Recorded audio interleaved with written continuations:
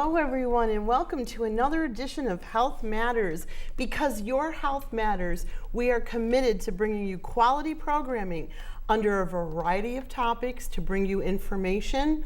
And you know what's coming next, right? That information is only powerful when you act on it. Again, hello and welcome to another edition of Health Matters. I am your host, Anna Marie Sinatra from Sinatra Solutions. And Ava can't be with us today, but we're sending her prayers for a speedy recovery. And I am so excited because I have two very special guests here with me. And before I introduce them to you, we're going to hear from our sponsors.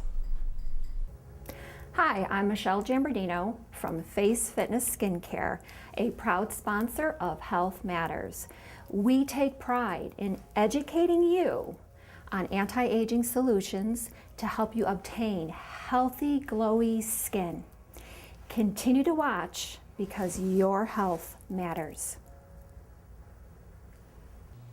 Hi, I'm Kimberly Will from Mr. Frank's, and I'm a proud sponsor of Health Matters, and I am very motivated and inspired by all of the information that the show offers. Electronic Merchant Systems is proud and honored to bring you such creative educational television as Your Health Matters. We believe in we educate and you decide. Okay, now I hope you have those pens and papers ready because you are going to receive a lot of great information. So get them ready and help me to welcome two people who are not strangers to us, Antoine Thompson and Andrea Todaro. Welcome, welcome. Welcome, thank you. Thank you both for being here today and coming on and sponsoring this program to bring so much great information, because I know this is going to be amazing today. Oh. Thank you so much, Anna Marie. We're really excited to be on the show. Really excited about this. Have so many exciting things to talk about today. Yeah, and I know because I am so excited. I've worked with both of you, as many of our viewers know, and you two have put to so many people to work in Western New York, doing so many different things. Andrea, with your business, Innovative Placements, tell us a little bit about that and what you've been up to lately. Yes, absolutely, Anna Marie. Well, you know, we're a Western New York-based job placement company, and we provide a full range of services for individuals with disabilities. We help them find employment and re-enter the job market with new skills and qualifications. And I know that you are training people all the time, and I know that you have partnered with our friend Antoine Thompson, who is the past executive director of Betsy Buffalo Employment and Training Center. I know that you guys have partnered together to provide some job fairs and different things. Absolutely. Yeah, I've had a privilege and honor to work with Andrea over the years. In fact, our relationship predates working at Buffalo Employment and Training Center. In fact, I used to serve as a coach and also a consultant for her company for a couple years, right before I started working at the Buffalo Employment and Training Center. Then when I was served in that capacity from 2012 through 2014, we did a lot together in terms of career fairs and referring clients and things of that nature. And she has a passion for putting people to work the way I do, and we work very well together. I can imagine you two are a perfect match for doing that because, Antoine, I know that you are very committed to bringing jobs to Western New York and getting everybody working and helping people, and that's what we want to make sure that you're staying tuned, because we want to give people the tools today, yes, the knowledge that they need to know on how to find a job, how to get training for those jobs. So let's hop in and let's start talking about that. Well, Andrea, you want to go first? Absolutely. Well, one thing that Antoine and I did together is Antoine facilitated job clubs, as you just mentioned, Antoine. He was an amazing facilitator to help people with interview skills and job search strategies and putting structure into place when it comes to one's job search, putting a plan of attack into place, and also using those HR professionals and career counselors to really help leverage your job search. So Antoine was wonderful at working individually and also in groups with my clients to make that happen. So you know, there are a lot of different suggestions when it comes to enhancing a job search and how to get started. But one of the most important things is to have a really good solid structure in place and to not just go at it kind of by the seat of your pants, Right, you know, right. and in this sort of whimsical fashion. A lot of people just kind of start rolling up their shirt sleeves and diving in, and that's not a bad thing, you know, in terms of enthusiasm and passion, but you want to make sure you lay the groundwork out successfully. Well, one of the things that we often try to tell people or share with people is that motivation is important. Looking for a job is a full-time job. If you want 40 hours a week employment, then I often say to people, you need to look for a job 40 hours a week. That's right. That's the type of pace that you need to be on when you're looking for a job. So if you're thinking about looking for work or you're currently looking for work, I often say you should put in at least 3 to 5 applications a day, which averages out to be anywhere from 15 to 25 applications a week. And if you do that for 16 weeks, I believe you'll get a job for 6 weeks. guaranteed. For 6 weeks. And that's generally being consistent. If you put in 20 to 25 applications a week for 6 weeks and you don't get a job interview, I will take you out to lunch. And find out why. No one has, I have not lost that bet today. Because if you work like that That's and right. put in 20 to 25 applications for 6 weeks and you don't get a job, it may not be the job you want, but you will get offered a job. Absolutely. If you don't, call me and I will take you out to lunch. But you got to keep a log, which I always tell people, keep a log of where you put in an application, what the job was for, and did you put it online or did you go fill out an application, etc. You keep that log and I could do a random sample. Yeah. I will take He's you out making to sure lunch. he's backing himself. Well, but I have not lost that bet. I worked at BTC helping hundreds and hundreds and thousands of people get jobs. That's right. And That's I right. often said that, and I've not lost that There today. you go. There you go. And let's follow through too, because putting those applications in are one part, and that's what we want to talk about too. As someone who works with people who have their own business, the other thing too, when people say, "Oh, I've reached out, I go to these networking events," or "Oh, I've go online and I post a little bit here and there," whatever. Yeah. There's a skill in doing that. It's make a connection. And that's what I was thinking of when you were talking about the resumes. You find out who that person is who's going to receive that resume. You contact them with phone call. I'm still old-fashioned. With that phone call, you contact them afterwards. You follow through before and then the follow through afterwards. Would you not agree? Absolutely. I would say that a job search always takes diligent, conscientious follow-up, passion, enthusiasm, and positivity. I have never in my history of 17 years of working as a job developer found any person who has conducted a job search with those qualities that has not found employment within 2 or 3 months max. So it really is about working your network, as you mentioned, Yep. and following up with a phone call and not being afraid or shy to do it and not feeling like you're necessarily badgering employers. No, you don't want to call them 10 to 15 times a day naturally, or even 2 or 3, but you want to go a little outside of your comfort zone. Yes. What you think might be a little too pushy normally is not necessarily too pushy, because you have to be assertive in today's very aggressive and competitive and tight job market. And employers, would you not agree, they're going to respond to that depending on how you call. You say something like, I don't really want to bother you, but I wanted to give you a call. I would love to work for your organization. I'm hoping that you're looking at my resume. Saying something like that, just real quick to the point. I think a couple of things come into mind.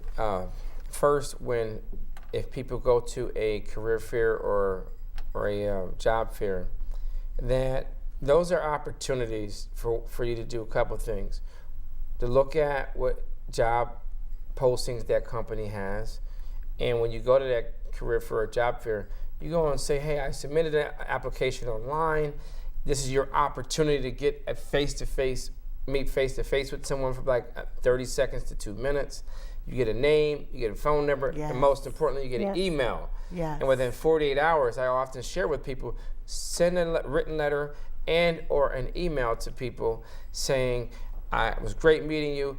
I submitted my resume online, and these are the jobs that I applied for, and can you help me move through the process? The other thing that's important to note is that a lot of times people apply for jobs online, and they said, I've applied to ABC company, I put in 20 applications, and I've never made it through, and they've never called me. Well, you can go to a career fair and find out from that recruiter what's your problem and why, and what are you doing wrong, and how can you improve your success of getting an interview. Because right now, in the way applications are performed online, submitted online, there are multiple ways in which you can get disqualified unknowingly by employers. There are And you're lots of saying ways. when you go to the job fairs, you could actually talk with them and get some inside. Yeah, Get some feedback. So for example, Feedback. when I was at Buffalo Employment and Training Center, when Catholic Health would come, or Roswell Park, or someone would come, and they would explain to people why you might get eliminate yourself. Maybe you have a bad phone number. Maybe you have a bad email. Maybe you just have a generic resume that does not fit that job. Because most people, if you're looking for a job, should have at least 3 different resumes that are tailor-made for, say, if you're interested in customer service, Right. or you interested in administrative assistance, and say you also have a counseling degree. But you're really, so you can't have one resume for all 3 very Right. distinct professions. And oftentimes people submit one resume that they think is a catch-all, and that's ineffective. Often, not all the time, but often is ineffective. And Andrea, I'm thinking that your agency helps people to put together those resumes, because that's Absolutely. really important to have a really nice resume that pops, that flows really nicely, and that's done with excellence, because that is what is representing that person. It's a door opener right then and there, but it's not going to actually get you the job. And you have to really remember, you can't just go on the merits of your resume. You also have to improve your interpersonal skills and do interview coaching, get a professional coach to do that. Now, to tie in what you were saying, the resume does need to be tailored nowadays to each position for which you're applying. That doesn't mean that you have to do a resume overhaul. It just means that you have to add keywords, because That's they're important. Human Resource Information Systems, HRISs, will pick up those keywords specifically. And they, the average recruiter scans a resume within 7 seconds. Yes. So you have to really make your resume, as you said, ignite that person that's in front of it. call it Yes. 7 seconds. Yes, 7 not very seconds. much. Yes. And a career Well, fair. it's kind of like other mail people get in the mail. They say, I don't. It doesn't fit. That's right. Exactly. And we talk about it in, if you have a business, is the elevator speech. You got from the first floor that- to the second floor to yes. grab somebody. Yes. So it's those first impressions that we always say we don't want to count on those when we're meeting someone. We want to, give them the benefit of the doubt and learn more about them. But, and as a coach, I rarely use that word but it fits here, is that first impression means so much. You don't know how many people I see at career fairs when I'm at them that come up to me, job seekers, that are like, and they're looking and they're fumbling for their resumes, they're fumbling for their information, they don't have their elevator pitch ready, they're not well prepared, and that really does nix them from the process. I mean, people will still be polite, but they won't necessarily tell you what they really think. So just because you're going to a career fair and you feel like everything's gone okay and they've been receptive doesn't necessarily mean that you've done an effective job at preparing. So you always have to make sure you don't just show up on the spot, that you actually do your due diligence beforehand. And one other thing about career fairs you mentioned, a lot of people think, oh, they're just a confidence-crushing cattle call. I don't really want to go to a career fair because, there are going to be hundreds of other people there. It is that face time that is so invaluable with employers, and most of my clients have gotten employed through that face-to-face experience. Wow. Yeah, through That's career really fairs. good to And I know. think one of the good points that you make is that in today's environment, because so many employers submit, you have to submit applications online, when you get that 30 seconds to 2 minutes to talk to an employer, your stuff has got to be tight, succinct, and your elevator speech or how you market yourself needs to be very, very crisp.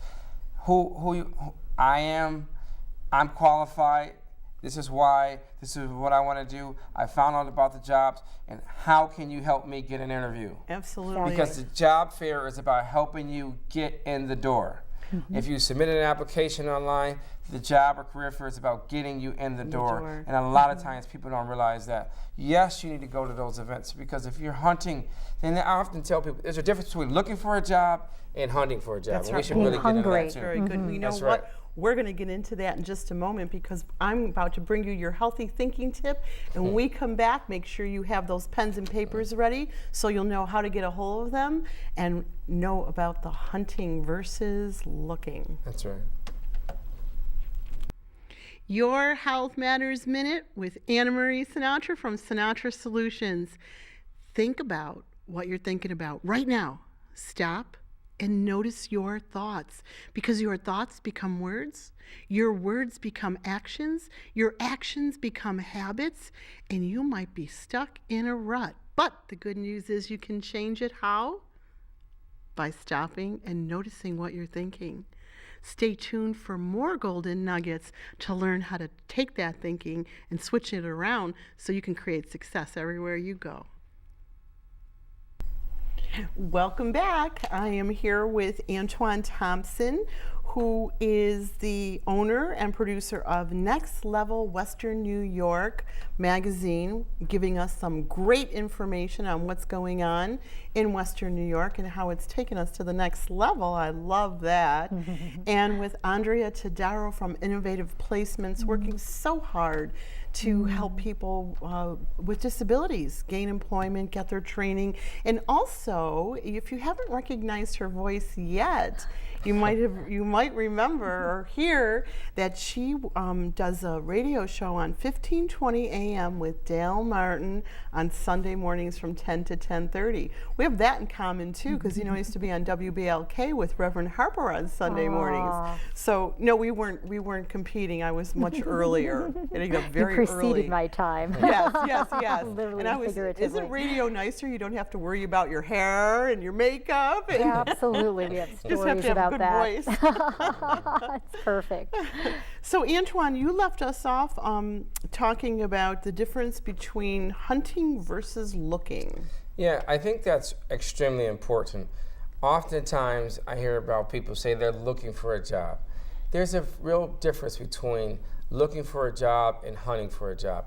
When someone's looking for a job, they may look a couple times a week, couple hours a week, or they may look, they may have to get their lawn cut.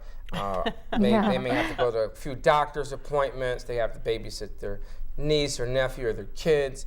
Everything's more important than their job search. Or they get around and looking for a job when they have time.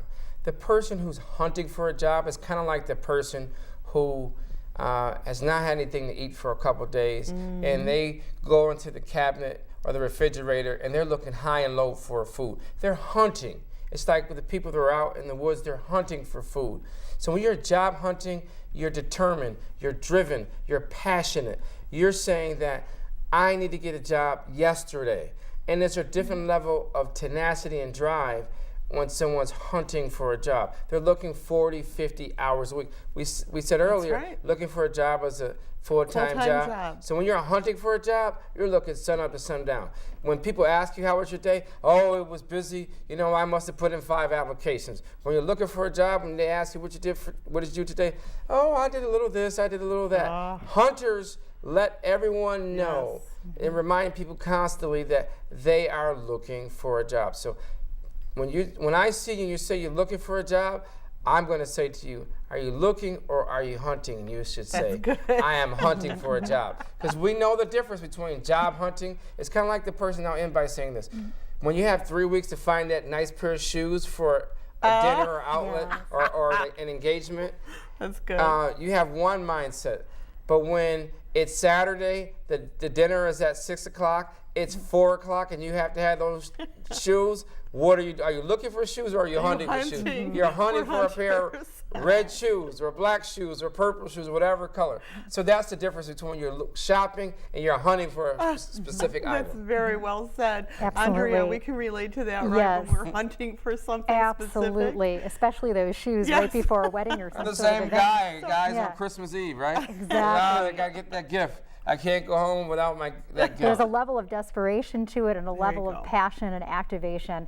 And I really want to emphasize you're hungry for a job. You mentioned the refrigerator concept, and I think that any of the people I work with that are hungry inspire other people to help them in their job search, That's as you right. mentioned. When someone's just sort of casually and recreationally looking, you can feel that, so you don't feel the sense of urgency behind it. An employer also during an interview won't feel the sense of urgency and you know, desire and passion. beautiful. That's right. Yeah. That's where I was going to go when you were speaking, and I was feeling that passion, and I was going to say intention, without even using the words. When you're hungry, you give out that intention, that feeling, that atmosphere that you're creating.